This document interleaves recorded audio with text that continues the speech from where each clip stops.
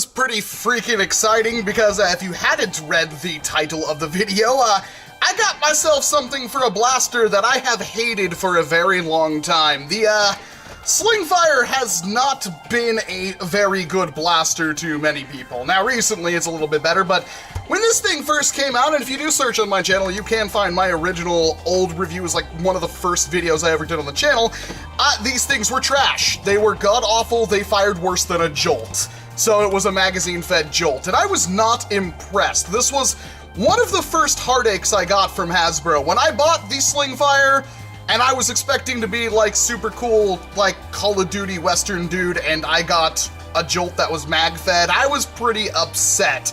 Fast forward, and I made a double one because my two were terrible, and never really did a whole lot more with the Slingfire. I liked the idea of it, but we got things like the Sentinel, which was completely better than this in every single possible way. Or is it? Because, we got some interesting things happening here, as you've probably noticed sitting on the workbench. Not only do I have this weird Slingfire, this is like a mare's leg kind of one that I totally stole from Captain Xavier many years ago. Haha, sucker, it's mine now, it's been mine.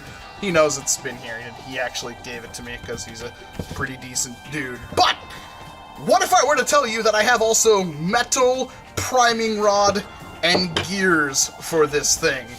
Seriously, this is a thing that exists that I had no idea exists, because that's kind of the whole point with NF Strike sending me stuff, is that when you don't know something exists and I go, wow, this is a thing that exists, can I get this? And they're like, yeah, sure, I don't think anybody else knows it exists. Ta-da! Well, this is a thing that does exist, and this is not cheap. These are, like, I think this setup right here is like 60 bucks right now. Now, looking at it, and I'm not gonna lie, it's a bit rough. It's hard to rationalize that kind of money, except for the fact that I can't make anything like this. And, well, I don't know how much these materials would cost, but, I mean, there's a pretty hefty markup there for a relatively niche blaster. But maybe we can make this a little bit better. Is it worth buying these things? Well, it probably cost you as much as these to just get a Sentinel. But to make things, you know, the absolute best I possibly could, I also got this nice little spring in for it. This is a 12 kilogram Zombie Strike Slingfire spring with a new catch, which, if it can take that and this and do all this kind of cool stuff, I'm gonna be really impressed. Now, this doesn't look all that comfortable, but it is a thing. I also don't understand why it has this on it, because when you kind of like put that in there, it's gonna have like this. Like, what's the point of that? I actually don't know. Maybe it's like a counterweight or something. I highly, highly doubt that you're going to be able to do the cool one-handed flippy thing like that once you put this in, so you're going to be losing that function pretty much either way. But I'm kind of excited, because this is cool. I will mention that this stuff is really nice, these gears right here. This one is a bit rough. It looks like it was just cut out of metal and loosely spray painted. In fact, you can see parts right here where it hasn't even been properly painted. And this whole gear right here is adhered on with some kind of stupidly strong adhesive. I don't know what it is, like super JB Weld. I don't know what the point of that is. Maybe it's really good. Maybe it will shear off. I highly doubt it, but that's just something to keep in mind. Like I said, these are not the highest of quality things, but if you wanted to touch up this paint later, you totally could. Not a big deal. Hey, paint it whatever color you want, because it don't matter. But, yeah, let's dig into this and see what we can do. It's been a long time since I've been inside a Slingfire.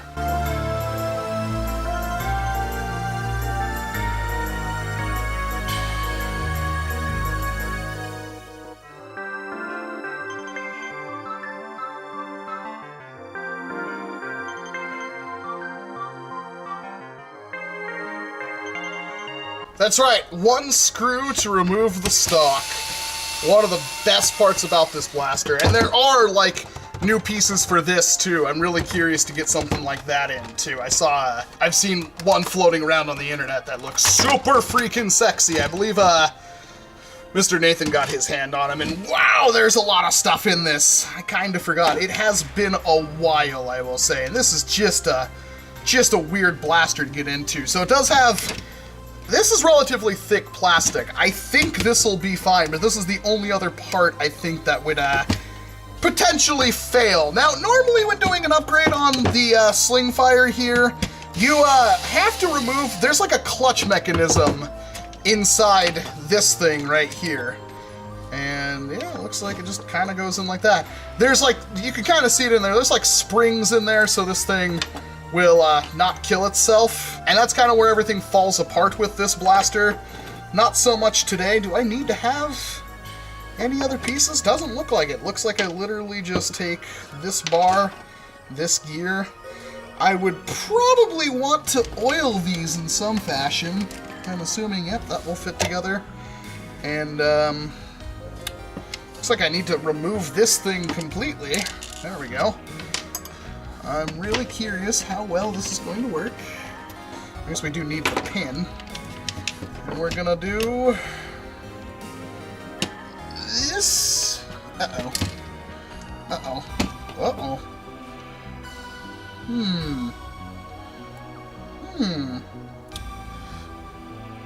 I'm a little confused how this is going to work, because there was no extra pin, but this pin does not want to fit in there.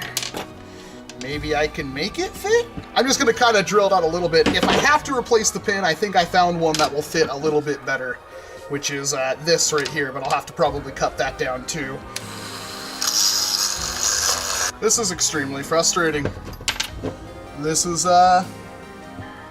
one of the dumbest things I've ever had to try to do. I don't know why I tried to pound that in, thinking that would just go through and be fine. Because I just bent the pin off in there. So that's no good. And now it's stuck. And I don't think I have a punch. So...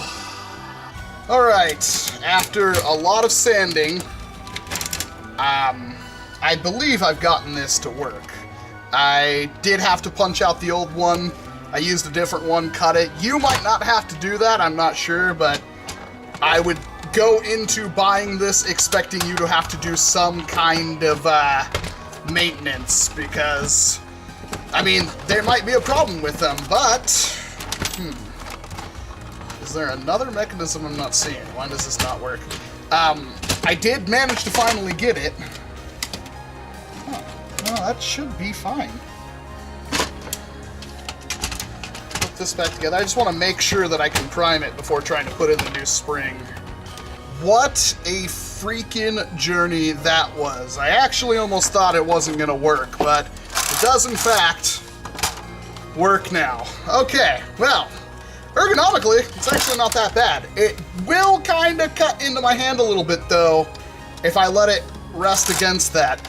It doesn't look like this metal has been touched up at all. If you're expecting a finished piece, well, if you're going for your post-apocalyptic LARP, then you can't really do much better than this, because that's already worn in.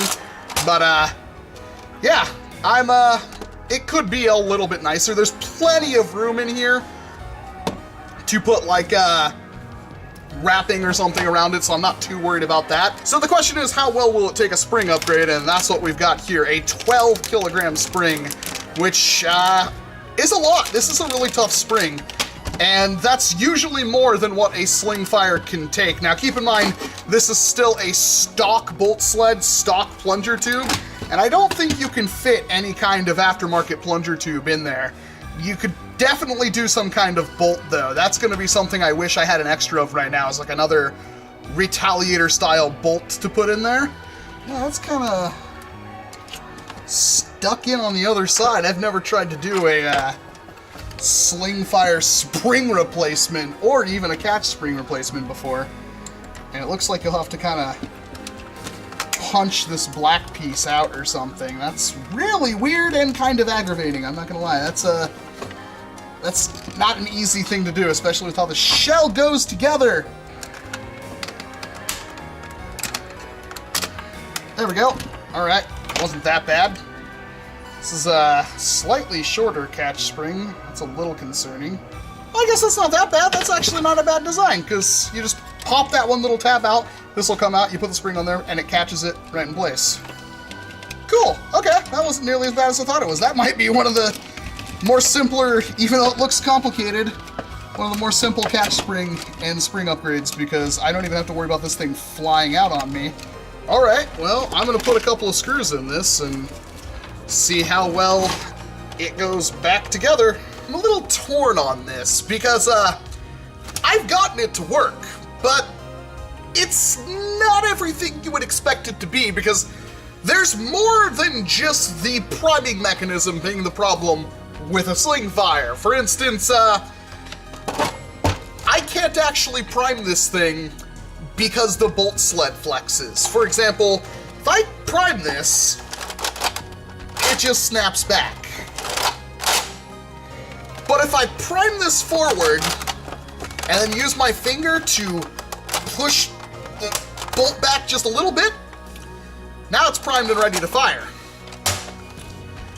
And that's because the bolt sled is flexing, and the spring that's in here is, I believe, an 8 kilogram worker spring. It's not even the 13 or 12 kilogram or whatever that I got from NF Strike. That one won't prime at all, which is a little disappointing and kind of makes the idea of having these metal internals almost worthless. Like, it is cool, don't get me wrong. This is a really cool looking priming lever, and that makes it really hard for me not to recommend it, because it just looks so cool, right? But if you can't actually use it to get more power, I mean, you could put like an Orange Modworks 5 kilogram in there and it worked fine. That's all well and good, but the whole point is to use this with higher spring loads that the original mechanism can't keep up with, and this is not that.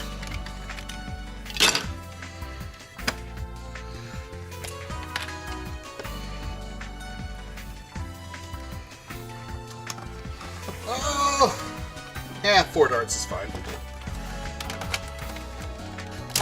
There we go. Well, yeah, without reinforcing the bolt sled, you can't fit a 12 kilogram spring in there. And I can't find the metal I would use to reinforce that. So unfortunately, we're kind of stuck here with what we get. And what we do get is, well, with this stock modification, which you could definitely clone, I mean, this is really, really simple, and it would be really simple to add that to something else, especially if you don't have the cap right here from the Sentinel. You can use whatever you want. There might even be a 3D printed option, I'm not sure, but yeah, this is nice. This is really, really nice. But is it necessary, and is it worth it? Really debatable. It's not going to make the Slingfire here suddenly be the end-all be-all of blasters. That isn't going to happen, but it does work. It's a little difficult to kind of get on camera here, but it does in fact work. It's a little difficult without having a stock on it, but to be perfectly fair, this looks really cool. I'm sure this little lip right here has some kind of tactical advantage that I'm just missing. The metal itself is rather soft. It does bend rather easily, which is both a good thing and a bad thing, because if it gets bent, well, it's easy to bend it back, but I'm having kind of a devil of a time trying to straighten it. I even took it to the bench vise to try to get it settled, and didn't really work all that well, but does make it easier to prime than having this wobbly thing. That's for sure. It is a lot more solid in its prime.